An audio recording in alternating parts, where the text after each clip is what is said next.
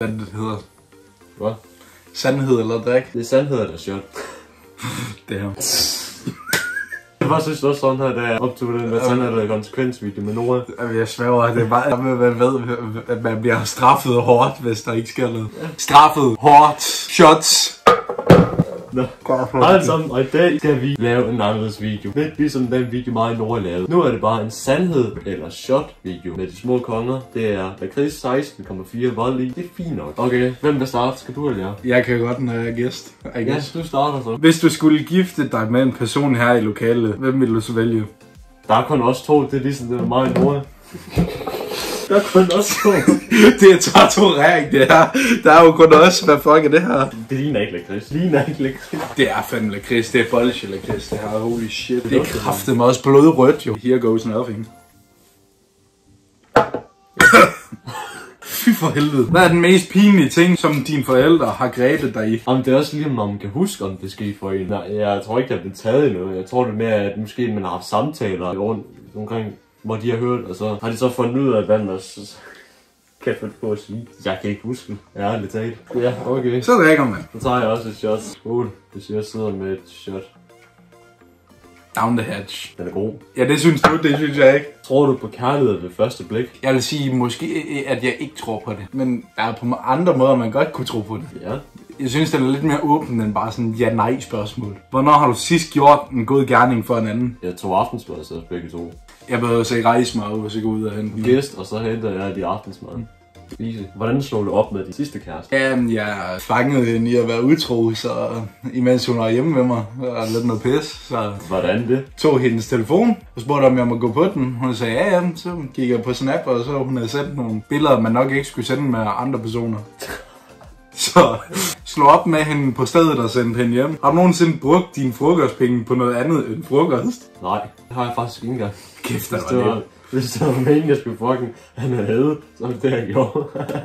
Hvis du kunne have 24 timer tilbage at leve i, hvad vil du så lave? Hvis jeg kun har 24 timer tilbage at leve i, jeg vil prøve at leve mit liv til fuldest, ikke? Altså sådan, lave et eller andet, jeg ikke har gjort før, eller rejse til et eller andet.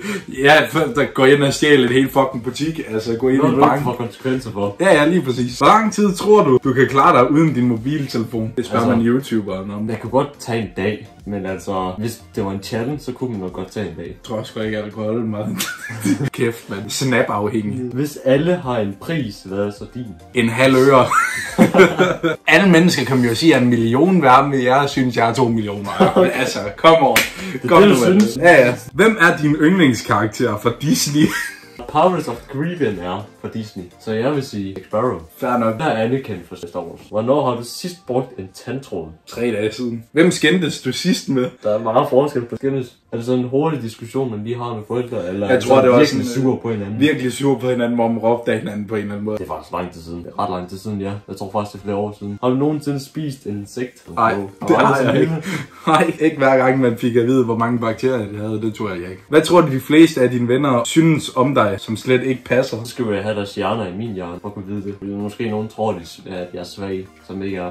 Damn. Har du læst Twilight-bøgerne? Twilight-bøgerne? Ja, Twilight-filmene, bøgerne. Jeg vil sige, at jeg blev tvunget til at se filmene sammen med min mor, så det har jeg desværre. Det var timer af mit liv, jeg aldrig fik tilbage. Hvem var din første kærlighed? Jeg har ikke haft nogen. Kun haft fløjt. Ærlig mand. Fortæl den sidste hemmelighed, du nogensinde har fortalt. Eller blev den fortalt, mente jeg. Nogen har fortalt en hemmelighed til dig. Jeg behøver så ikke afsløre hemmeligheder til YouTube, synes jeg. Ja, ned med den.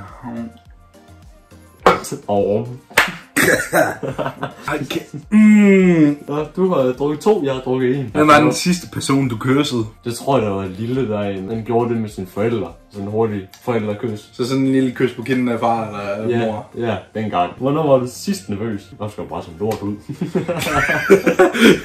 Da jeg tog et ordentligt look om skider. I guess, det var sidste gang min mor, hun blev sur på mig og skrev til mig, vi skal have en snak. Den er slem. Den er ikke god. Nej, det er den ikke. Har du nogensinde skydet skylden for noget, du har gjort på en af dine søskende? Det har jeg nok gjort, men jeg kan ikke huske, hvad jeg har gjort. Hvad gør en til at kysse? God kysse. Så hvad gør en for god til at kysse? At det ikke er en, der kommer direkte hen til dig. I guess. Jeg tror det sådan lidt. Det skal ikke være første gang, så er det ikke god. Ej, Hvis du blev født igen, hvad ville du så helst være? Jeg tror, jeg vil føle som det samme. Føle det samme. Opleve det samme. Hvad ens drøm er. Hvilken ting skammer dig mest over? Sandhederne på bordet. Hvad har du gjort, og overlevet? Jeg siger, det er nok at måske stjæle fra en butik. Den er ikke så god. Det kostede det. 10 kroner, roligt nu. Okay. Men alligevel, det er der lort at gøre jo. Har du nogensinde været med til nøgenløb? Nej, det har jeg ikke. Heldigvis. Har du nogensinde nøgenbadet offentligt? Nej, det kommer heller aldrig til at ske. Har du nogensinde haft det samme tøj på i mere end 3 dage? Ja, det har jeg. Stinker. Det tror jeg, alle drenge har haft. Stinker, ja, det har jeg også. Hvis du kunne få 3 ønsker opfyldt, hvad ville du så vælge? Jeg vil nok vælge et liv med mere succes. God til alt, hvad jeg gjorde. At verden generelt bare har det bedre, I guess. Jeg ved ikke, hvad det her jeg skal sige. Men altså, det var den tredje. Okay. Kunne du nogensinde finde på at blive nudist? Nej, det kunne jeg ikke. Hvad er din største svaghed? Mad? Nej. Det er nok min computer. Det spiller for meget. Ja. Har du et falsk ID? Nej. Og har du nogensinde løjet over for din lærer? Og hvad løj du? Løjet over om at ikke lave lektier. Bare for ikke at få et skideball af en dansk lærer. Hvem er den bedste, du kender til at lave mad? Jeg har sagt mine forældre. Eller bedsteforældre. Hvad er det sødeste, du har gjort for en kæreste? Inviterer hende ud og spise for lidt over et par gode penge. Snakker ikke om beløbet. Hvad vil du foretrække at være sammen med? En, du ikke er forelsket i, eller være sammen med en, som ikke elsker dig? Sådan en, der ikke elsker dig som kæreste, eller ikke elsker dig generelt? En, der ikke elsker dig generelt. Så er du nok vælge den første. Det var basically bare venner. Forestil dig, at du er ude på en øde ø, og du har små ting at tage ting med. Hvad vælger du? Og du kan tage 2 ting med. Jeg kan tage 2 ting med på en øde ø. Ja. Mad, vel, så jeg kan overleve. Jeg har nok valgt en båd med benzin. Random. Ja, altså, der er anden ting end både med benzin, fordi så kan jeg komme væk derfra igen. Altså. Yeah. Hvem synes du er den mest tåbelige berømthed? Jeg må nok sige, jeg ikke husker, hvad han hedder, men John Depps eks. Hvornår har du sidst ryddet op på dit værelse? I forgårs. Jeg gjorde det i dag. Kunne du klare dig en hel uge uden junk food? Ja, det kunne jeg godt. Bare lade være med at købe lort, altså lave noget mad for dit fucking køkken. Kom i gang. Okay, hvad er det største turn-off ved en person? Er det sådan virkelig en bitchy character? En, der virkelig sådan enten spiller for smart eller stor, I guess. Sådan en, der er lidt kæphøj i gæften. Hvem er den værste lærer, du har haft, og hvorfor? Den vil jeg gerne lægge i oven til, når du har fortalt det. Jo, altså jeg kan bare ikke huske, hvad personen hedder. Jeg tror, det er den sidste tysklærer, jeg har haft i 9. klasse. Det var så også min tysklærer i min folkeskole. Hun fik et dejligt specielt navn til hendes eget navn, som hun hed. Hun hed Dorte, og vi kaldte hende Lorte Dorte. Grunden er, at hun var både racistisk, og hun kunne ikke finde ud af at behandle nogen retfærdigt. Hvis du startede på en øde ø et helt år, hvad vil du så tage med? Igen en båd med benzin. Lad mig komme af den fucking ø. Benzin, masser af vand og mad. Lad mig komme af den ø.